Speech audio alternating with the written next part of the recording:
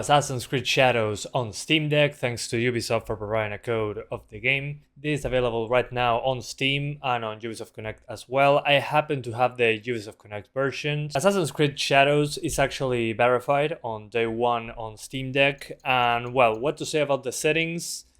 First of all, the game being verified actually has Steam Deck specific settings, which is a good and a bad thing. It's good because people that don't know how to do tweaks actually can get into the game and play it right away with no problems. But on the other side, I wish they put a Steam Deck preset in the game itself, so we could change the settings if we wanted to. Maybe somebody wants to go higher or lower. Maybe going higher means 10 FPS, but I don't know. I think the essence of PC gaming is to have options in the menu, a good amount of them. So basically, you have no options in the options menu. The only thing that you can do is change the upscaler type, how much the resolution changes, if you want frame gen, and if you want global illumination outside the hideout or not. We're going to talk about this in a moment. By default, the game, what it comes with is upscaler as TAA with a minimum dynamic resolution of 19% and a maximum of 56%. And you might say, whoa, this is a huge jump from 19% resolution all the way up to 56%. Well, this is related actually to the ray tracing. So ray tracing in this game is not mandatory in the open world, but it's mandatory, at least when it comes to global illumination, in the hideout.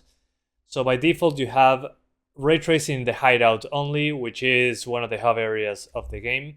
And if you put it on everywhere, you're basically going to have global illumination in the open world as well. I highly recommend you only keep it on the hideout.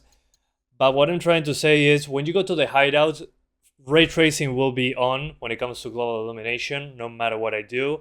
Hence why I think they put such an aggressive dynamic resolution. But they're talking about percentages of resolution scale way differently than in other games. Usually when you say, I don't know, 50% resolution, it means 50% of one of the axes. So in this case, 50% 50% resolution would be 400p. But in this case, the game doesn't use that as a calculation. It's actually 50% of the entire amount of pixels on the screen. So technically, if we're talking about, I don't know, quality FSR, it wouldn't be 66%. It would be like 44.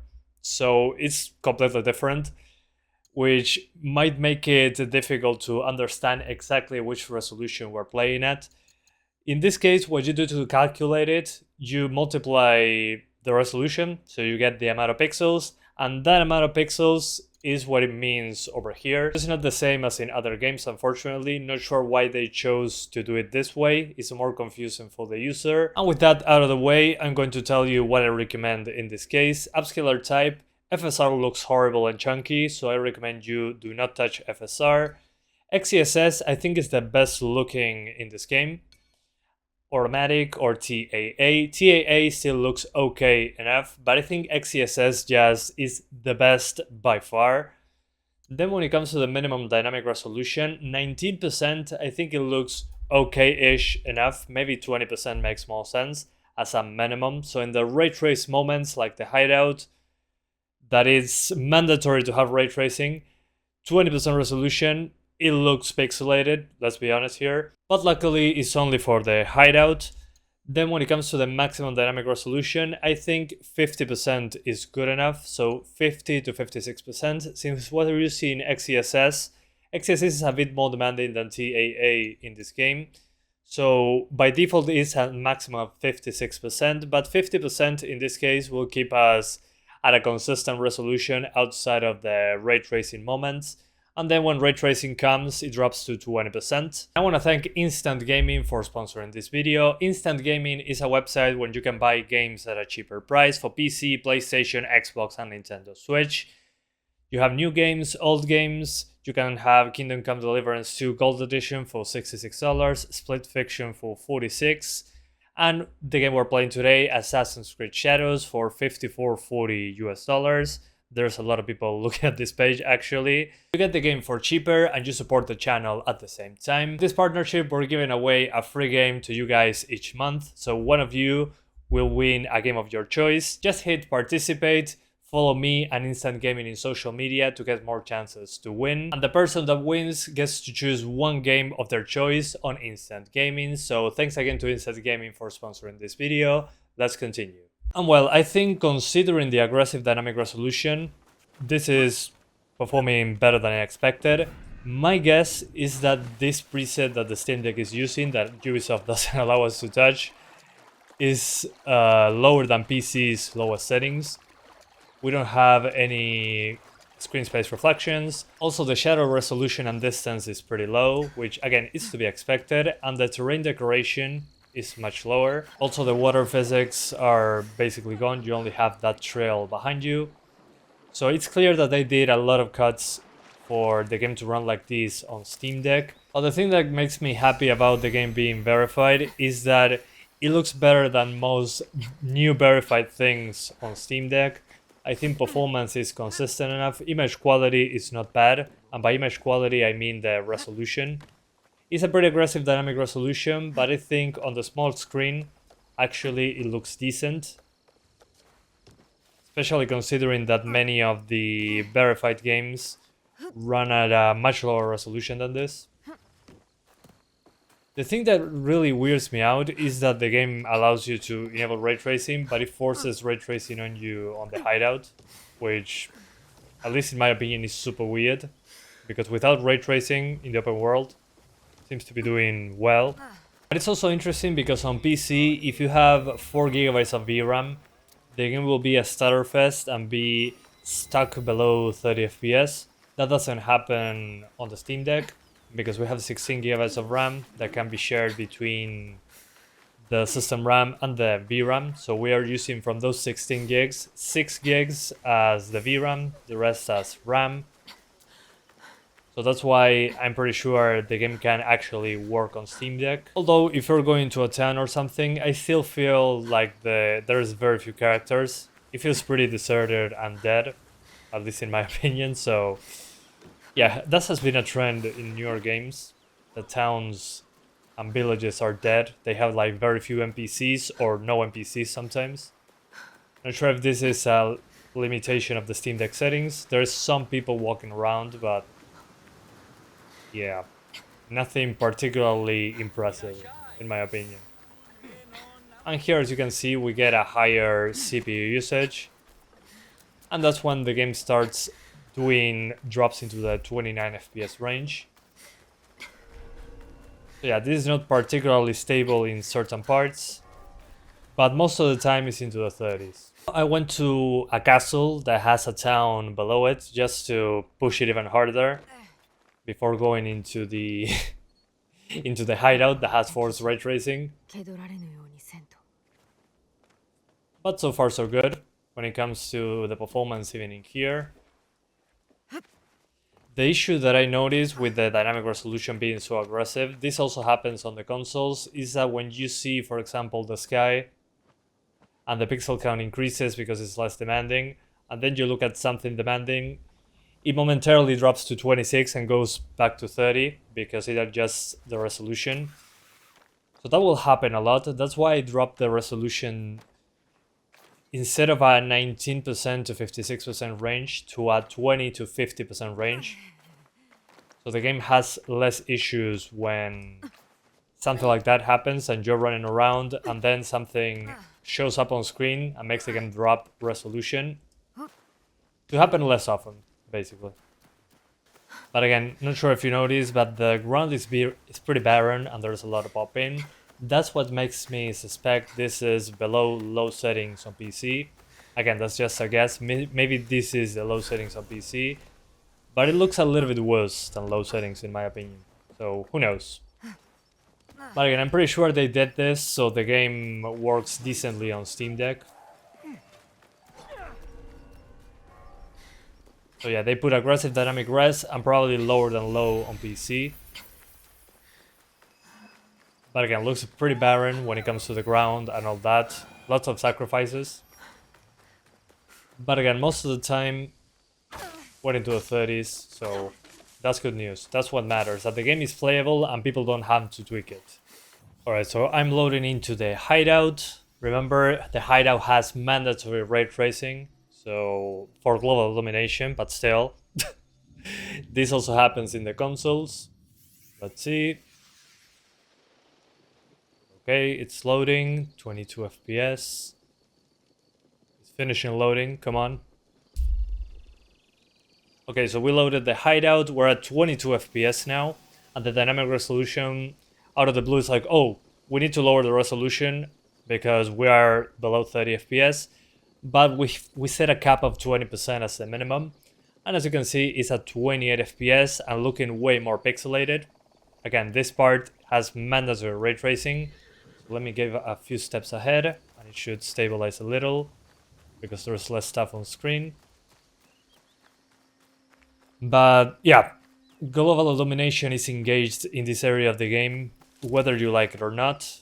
And you can notice that we have a very low resolution, because if you look at the open world footage that I showed you that has no global illumination, it looked way less pixelated than this. On the smaller screen, fine, whatever, but still, it's pretty damn aggressive upscaling, because this area is very, very GPU demanding due to the global illumination being enforced. So yeah, in the hideout you cannot disable global illumination, and in the hideout, if you didn't know, you can actually build your quote-unquote brotherhood. So you can make your buildings and all that. I have a forge and all this stuff. But you can build other buildings to have your own scouts and all that good stuff. So this is the area where ray tracing is mandatory, when you can build these buildings and you can customize. So yeah, I still don't get why this area needs to have ray tracing no matter what. Maybe it's related to the dynamic objects, because you can put things whatever you want, but there are games that do not have ray tracing that can do the same thing. So I'm confused on why they choose mandatory ray tracing in the hideout in particular. Again, even on the consoles it's like this. It's not a PC exclusive issue, to say it in some way. But you can really notice the performance and visual degradation of going to the hideout. So let's see how it looks like on the smaller screen. Alright, so now we're in the smaller screen as usual, because it's fair to show it in that way as well. But my first advice, if you're using an OLED Steam Deck, is to go into image calibration and enable HDR. In this case, HDR, I disabled it just because it doesn't look right on camera. It might look a little bit too bright. But I highly recommend you do it. On the Steam Deck OLED with HDR, it does look amazing when it comes to the HDR implementation. So if you have the chance to do it, please do. You're going to notice a difference. But as you can see in the smaller screen, the resolution drop that I showed you a moment ago isn't as obvious because it's a smaller screen. So yeah, it's not the same putting this on a TV at 800p with dynamic resolution than showing it on the 7-inch screen. So this area should be one of the worst ones when it comes to performance, just because of the fact that ray tracing is forced enabled when it comes to global illumination. So you're going to have more drops into the upper 20s, worse image quality, and well, it's not perfect. This is why Ubisoft puts 19% as the lowest threshold for resolution using TAA. I put it at 20% resolution as the minimum with XeSS, which I think it has better image quality, but we sacrifice the performance a little bit. So in the hideout, it can drop in certain moments at 27, which is not ideal, but I think the image quality is worth it, because most of the time here I'm just building stuff. I'm not climbing and fighting. So I don't think it's a huge deal, but again, personal preference. Okay, so now we're back in the open world. You can probably notice that the base resolution is much higher. That's because, again, we don't have forced ray tracing on. I tried ray tracing on the open world in the live stream when I was first looking at the game, my first impressions. So if you're interested in checking that out, there's a link in the description. I also tried frame generation. Personally, frame generation with a base frame rate being so low, I wouldn't recommend it. I mean, at least 45 FPS, I would say, if you want to use frame gen. You can use it if you want to in this game, but we're still below 40 FPS most of the time. So I think there's no benefit, only input lag, at least in this particular game. It's way too noticeable that we have input lag, especially when doing combat. And so far it's been fine for the time that I've been playing it. There are drops at the very beginning of the game because there are more effects on screen. There are drops when you are in the hideout, but then outside in most of your open world journey. And most of the time, as I've been playing as the female assassin, she seems to be the main character by far. I played very little Yasuke, and it's really more for heavy combat, and she's more for stealth and all that. So I recommend you play on the highest difficulty if you want stealth for this game, because you get spotted and you get killed in one hit. In Sakai, yeah, this is not a Ghost of Tsushima reference, but I highly recommend Ghost of Tsushima. So here I'm here to show you the water actually. So the water has no screen space reflections. It has cube maps and they do their job. At least the water is not a flat surface. The thing is, the texture of the surface of the water, you can see the edges of it. Sometimes you see through the water. I think they should fix that because, well, some NPCs show up. I still feel like the open world is pretty dead. And here, as you could see there, we were into the upper 20s pretty often. Well, the CPU is getting slammed and the GPU is trying to tell the game, hey, please, dynamic resolution. So after a few seconds, it'll stabilize. But this is something that, again, I'm sacrificing some of this by keeping the resolution at 20% with XeSS. XeSS is more demanding. So some drops here and there, I don't really mind, considering the image quality difference. But the default setting still looks okay enough. That's something to keep in mind. The dynamic resolution sometimes will kick in when you get out of the water, then you look at something more demanding with more NPCs. I came here on purpose just to have some light combat, because this character is definitely not meant to do combat, it's more for stealth. But you won't notice that unless you play on expert. That's why I'm still alive with the female assassin. If I was playing on the hardest difficulty, I will get killed in one hit with her. So I would need Yasuke to hit these guys, because it's the character to actually fight against other characters instead of doing stealth. Okay, so now we're at the very beginning of the game. This has way more NPCs. And it's basically a town. So yeah, it's not perfect, but it's at 30 pretty often. This part is pretty short. It's just walking. You don't even need to walk. You can do this, and he walks on his own. It's basically like a moving cutscene. But again, the dynamic resolution is so aggressive that when you look at a slightly more demanding place, that happens. Like you can see here. Here it drops into the 20s. It's a cutscene, whatever, but it's visually noticeable. But in certain cutscenes it happens, in others it doesn't. It really depends on what's going on in the background. When I'm cutting the camera like this aggressively, it makes the frame rate fluctuate. But again, we are in a cutscene. Generally, the camera cuts are not that quick and often. I'm just skipping dialogue. So yeah, when it comes to cutscenes, some drop into the mid-20s, some others not so much. They just stay into the 30s. Okay, so now I'm at the very beginning of the game, and this is because this part has more particles. As you can see, the fire in the background, characters to fight, and you're actually doing active fighting. This character is basically meant to be the fighting one in the game, and the female assassin to be the stealth character. But again, you'll notice this if you play on a harder difficulty. Otherwise, Yasuke is pretty useless in that regard. So my advice is that you play on hard mode. So Yasuke for combat and the female assassin for stealth. I think it makes more sense, and it actually makes the game more fun. Otherwise, I think you could use a female assassin for everything, if you're playing on easy or normal. Which I think misses the point of the game, honestly. Enable frame gen, it's FSR, frame gen, we hit apply.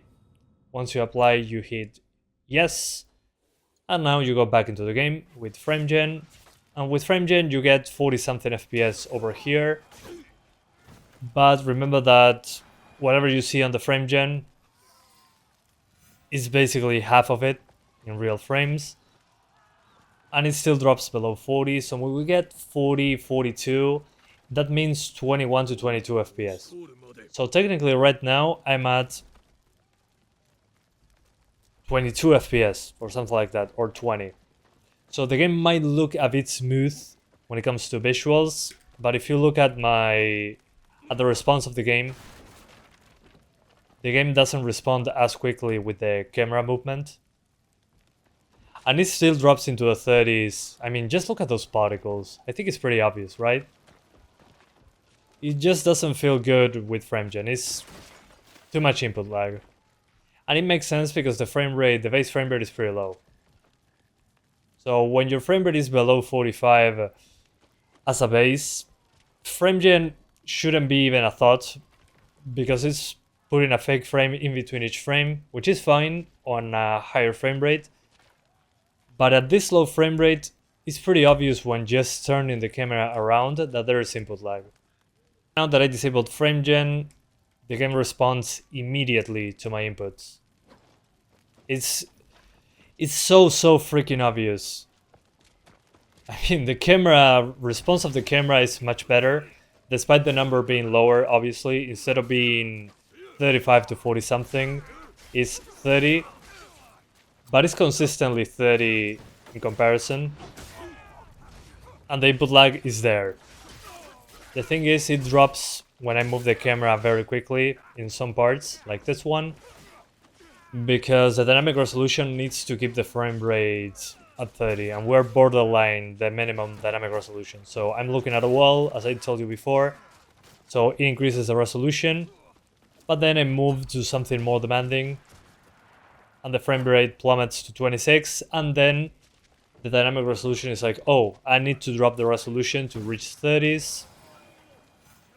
So it needs a few seconds to adjust. That's why that heavy drop at that point. Everything that I said, do I think it should be verified? Well, if we take into consideration what most new verified games run like, usually borderline 30s with ultra performance FSR and heavy upscaling, basically.